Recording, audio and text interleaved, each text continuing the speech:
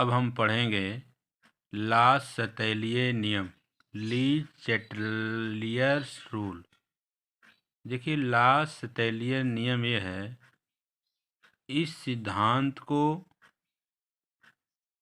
France के वैज्ञानिक Henry Louis ला सतैलिए ने किया था, इसलिए इसका नाम पड़ गया ला सतैलिए नियम। यह नियम क्या है?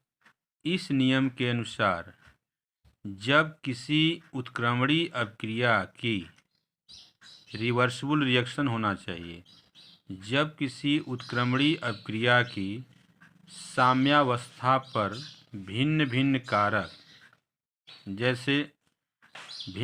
कारक फैक्टर जैसे ताप कफ है, टेम्परेचर, दाब प्रेशर, उत्प्रेरक कैटालिस्ट, सांद्रता कंसंट्रेशन में परिवर्तन या चेंज किया जाए या चेंज करते हैं, तो साम्यावस्था उस दिशा में विस्थापित होती है जिससे कि किया गया प्रभाव समाप्त हो जाए या उसका विरोध करती है या उसके प्रभाव को समाप्त उस दिशा में जाएगी जिससे उसका प्रभाव समाप्त हो जाए। जैसे इसको समीकरण से समझते हैं, जैसे A+B और ये उत्क्रमणीय अभिक्रिया है C+D। यहाँ A+B अभिकारक है, रिएक्टेंट है, और C+D उत्पाद है। A+B से C+D बन रहा है, उसको कहेंगे अग्र अभिक्रिया या फॉरवर्ड रिएक्शन, और C+D से A+B पुनः बन जाना पीछे की तरफ, इसको बोलेंगे पश्च अभिक्रिया या बैकवर्ड रिएक्शन। क्योंकि हम जानते हैं कि उत्क्रमणीय अभिक्रिया आगे भी जाती है, पीछे भी वापस आती है, दोनों तरफ चलती है, आगे पीछे दोनों। तो आगे जो जा रही है उसको अग्र अभिक्रिया फॉरवर्ड रिएक्शन, जो पीछे जा रही है उसको बैकवर्ड या पश्च रिएक्शन।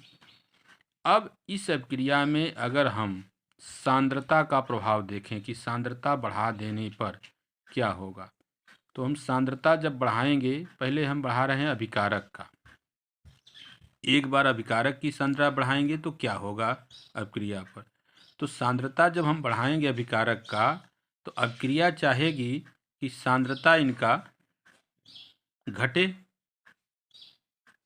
विरोध करेगी बढ़ने का, तो अभिक्रिया घटाना चाहेंगी।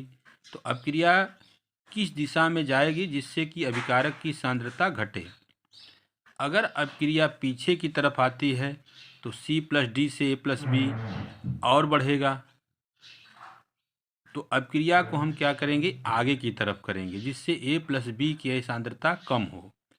अर्थात अभिक्रिया को हम अग्र या आगे की तरफ विस्थापित करेंगे, क्योंकि जिससे कि सांद्रता जो है A+B की कम हो जाए। यही है ला सतैलिए नियम कि जब किसी उत्क्रमणीय अभिक्रिया की साम्यावस्था पर भिन्न भिन्न कारक जैसे ताप, दाब, उत्प्रेरक, सांद्रता में परिवर्तन करते हैं, तो साम्यावस्था उस दिशा में विस्थापित होती है जिससे कि किया गया प्रभाव समाप्त हो जाए। अगर हम A+B की सांद्रता बढ़ा रहे हैं तो अभिक्रिया चाहेगी कि A+B की सांद्रता कम हो, घटे, तो उसके लिए हमको अभिक्रिया को आगे डायरेक्शन में विस्थापित करना होगा जिससे कि A+B की सांद्रता कम हो। अभिकारक A+B की सांद्रता बढ़ाने पर साम्यावस्था की स्थिति में जब अभिकारक की सांद्रता बढ़ाएंगे तो अभिक्रिया अभिकारक को कम करना चाहेगी, अभिकारक की सांद्रता को कम करना चाहेगी। यह तभी संभव है जब A+B से अभिक्रिया C+D की ओर जाए, जिससे कि सांद्रता क्या होगा, C+D की बढ़ जाएगी और A+B की कम हो जाएगी। अर्थात यह कम होने के लिए उत्पाद की ओर अग्र दिशा में जाएगी, जिससे कि अभिकारक सांद्रता कम हो तथा उत्पाद की सांद्रता बढ़े, अर्थात अभिक्रिया अग्र दिशा में विस्थापित होगी। अब देखते हैं, यहाँ देख रहे हैं 4 कंडीशन बन रहा है। एक बार अभिकारक की सांद्रता बढ़ाना, ऊपर की तरफ तीर है। दूसरा है A+B अभिकारक की सांद्रता घटा रहा है। तीसरा है C+D, उत्पाद की सांद्रता बढ़ा रहा है।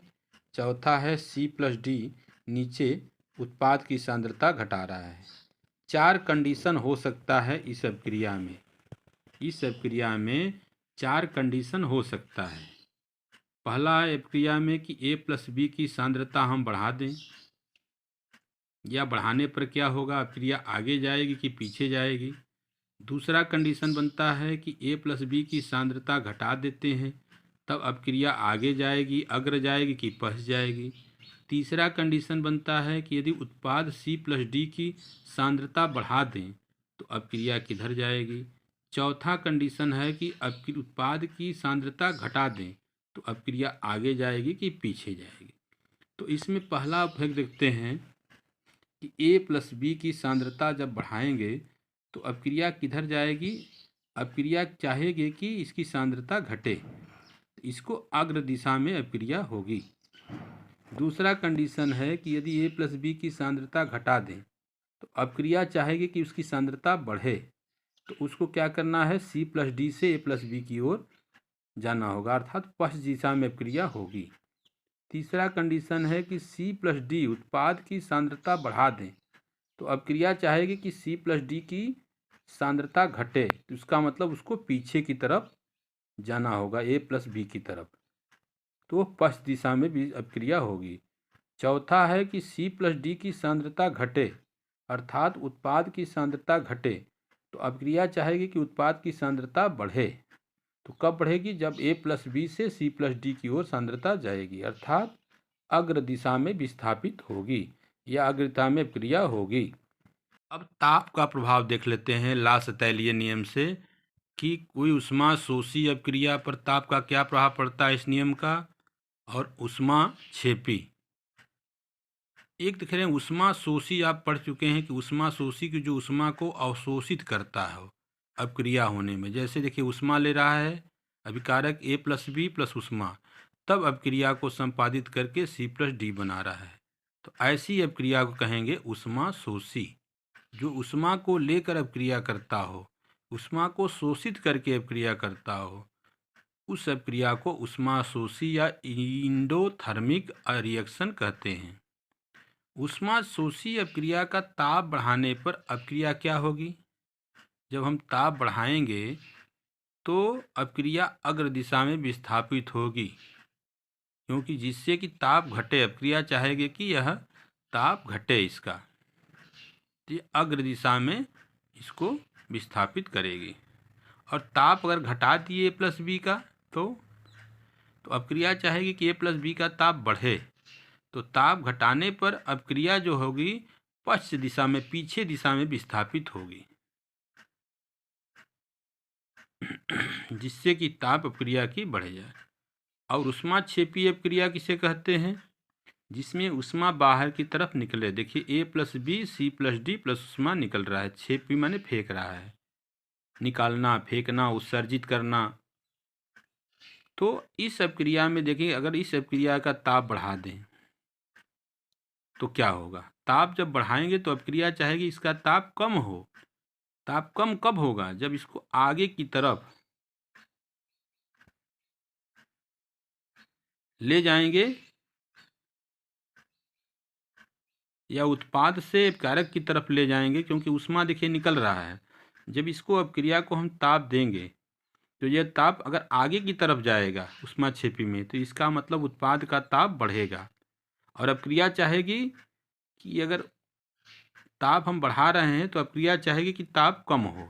यह तभी संभव है कि उत्पाद से अभिकारक की तरफ अभिक्रिया विस्थापित हो, उत्पाद से किधर जाए, अभिकारक की तरफ, जिससे कि ताप क्या हो, कम हो जाए। अगर हम ताप बढ़ा रहे हैं तो दाएं साइड में उत्पाद की तरफ देखिए उष्मा निकल रहा है, तो अगर इसको हम उष्मा देते हैं, ताप बढ़ा रहे हैं, तो यह क्या होगा, अगर आगे की तरफ जाएगा तो उत्पाद की उष्मा क्या होगा, ताप बढ़ेगा। और अभिक्रिया चाह रही कि ताप बढ़ा रहा है तो उसको चाहेगी कि अभिक्रिया का ताप घटे, तो घटने की कंडीशन में उष्मा C+D से A+B की ओर जाएगी, तभी आप क्या होगा, ताप कम होगा।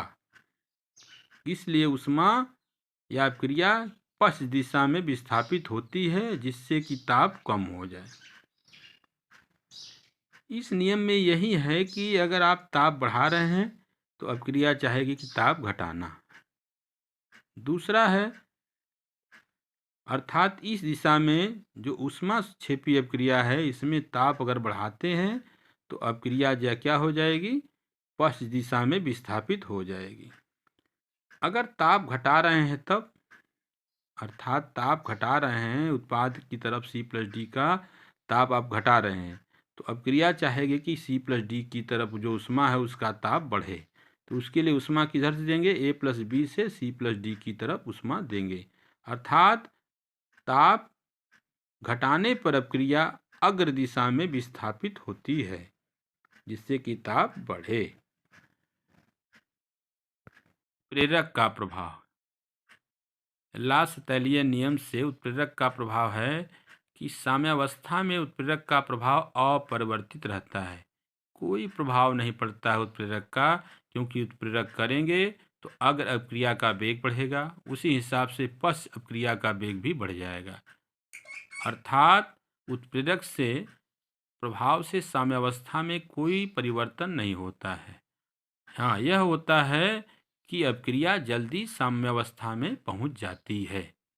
अर्थात अग्र अपक्रिया का वेग और पश्च अपक्रिया का वेग एक साथ बढ़ेगा, लेकिन अपक्रिया शीघ्र साम्यावस्था में पहुंच जाती है। अगला है अक्रिय गैस का प्रभाव, इफेक्ट ऑफ इनर्ट गैस।